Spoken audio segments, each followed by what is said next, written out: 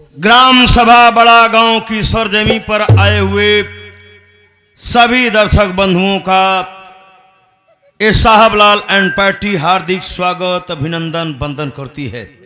साथ ही साथ नव वर्ष की हार्दिक शुभकामनाएं आप लोगों को देती है।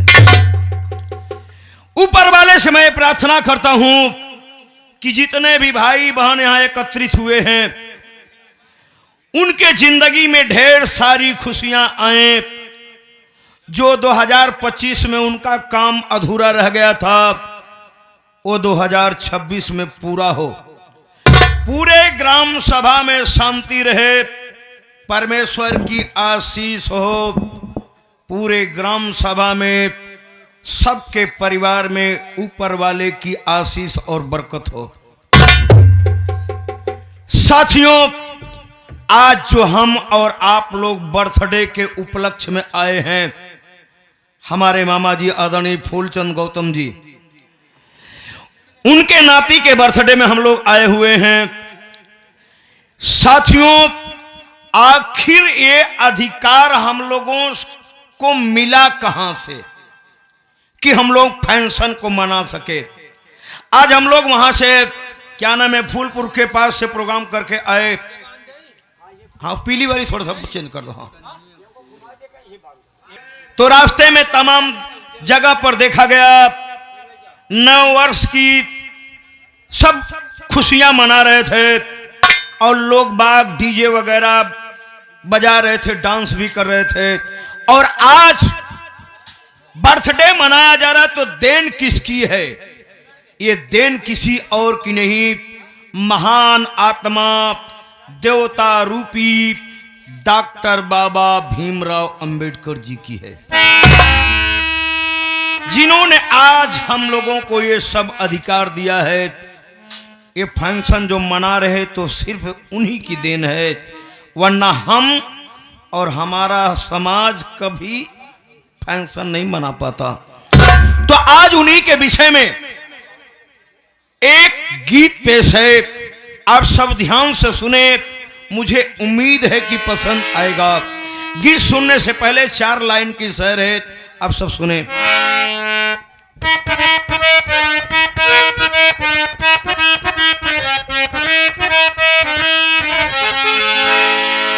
सुनो सुनकर कलेजा थाम लोगे जो हम बताते हैं, हकीकत का है हक जिस पे वही गाथा सुनाते हैं। प्रशासन था विदेशी भेड़ियों का जुल्म छाया था, समूचा हिंद दहशत के समुंदर में नहाया था। मदारी बनकर ठीक है मदारी बनकर बंदर की तरह सबको नचाते थे। कौन नचाते थे साथियों? वो अंग्रेज वाले। तो मदारी बनकर बंदर की तरह सबको नचाते थे, जिसे वो चाहते जूते पे रोटी धर खिलाते थे। छिड़ा जब जंग भागे देश दे बापू की झोली में,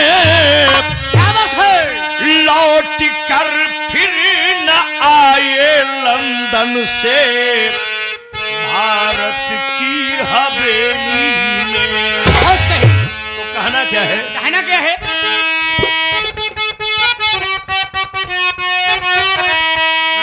गोरावन के छोरावन से छीन के आजादिया,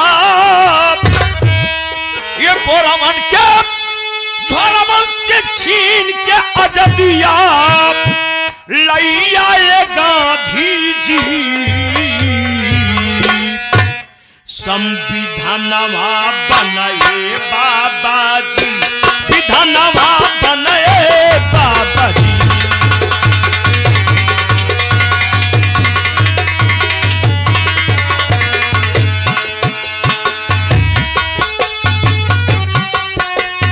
गोरावन के झोला में से छीन के आजादिया, गोरावन के झोला में से छीन के आजादिया लाई आए गांधी जी। संविधानवा बनाए बाबा जी, विधानवा बनाए बाबा जी।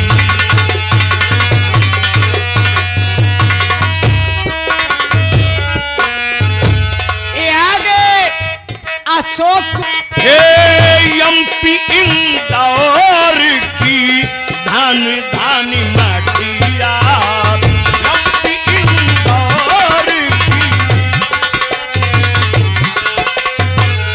एमपी इंदौर की धन धन मटिया। पैदा भइल लाल वही धरतिया के छतिया।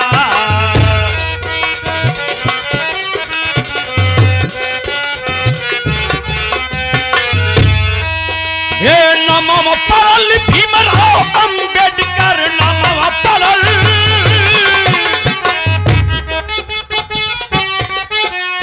नमः परल भीमराव अंबेडकर, बाजल बाजा जी।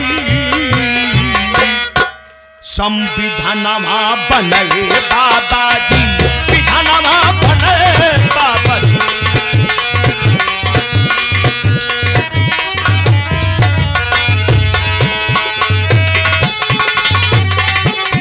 गोरावन के झोला में से छीन के आजादिया, गोरावन के झोला में,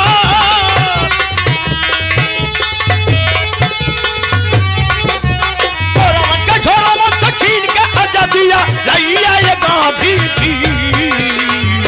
संविधानवा बनाए बाबा जी, विधानवा बनाए बाबा जी।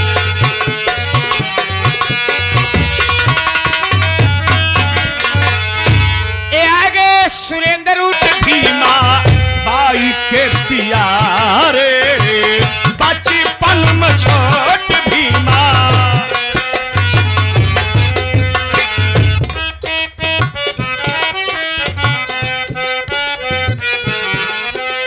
हाँ, और इसी के साथ बचपन में छोट भीमा भाई के प्यारे, पिता राम रावण का गोदी में दुलारे, पिता राम रावण।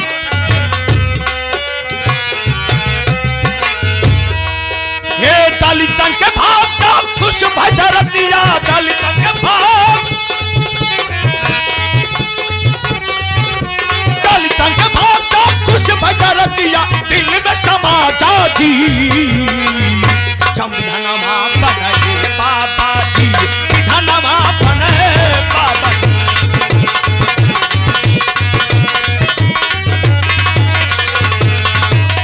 गोरावन के झोला में से छीन के आजादिया, गोरावन के, गोरावन के झोला में से छीन के आजादिया लाई आए गांधी जी। विधानवा बनाए बाबा जी, विधानवा बनाए बाबा जी।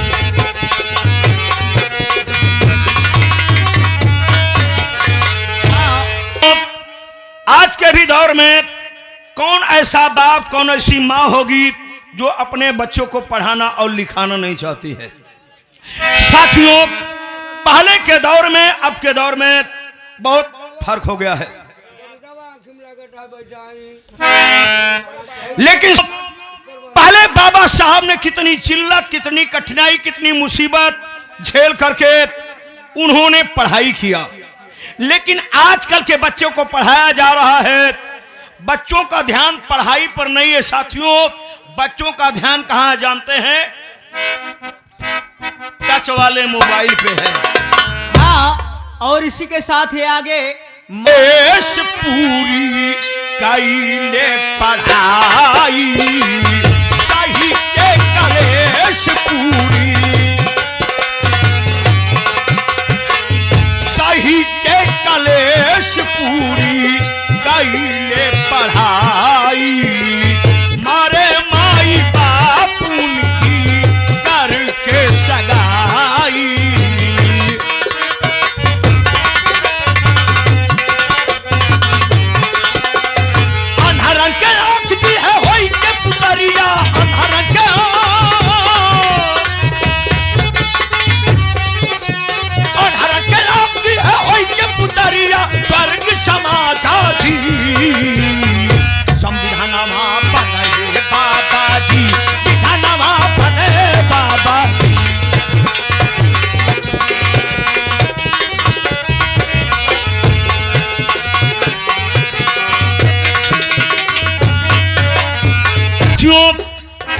अंतिम पद में ग्राम सभा सकरामई मऊ ऐना प्रयागराज की सरजमी से इस गीत के लेखक हमारे बड़े भैया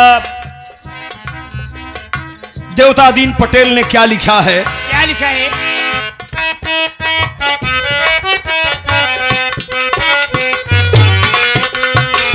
देसावा बिकात बाटई नेतावन के चलिया, देसावा बिकात बाटई नेतावन के,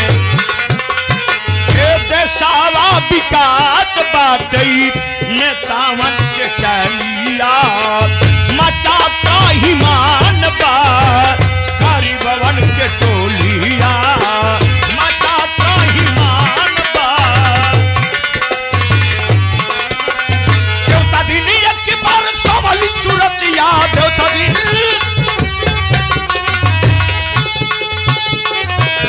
देवता दिन एक बार सोमली सूरतिया फिर से दिखा जाजी, संविधानमा बने बाबाजी, विधानमा बने बाबाजी।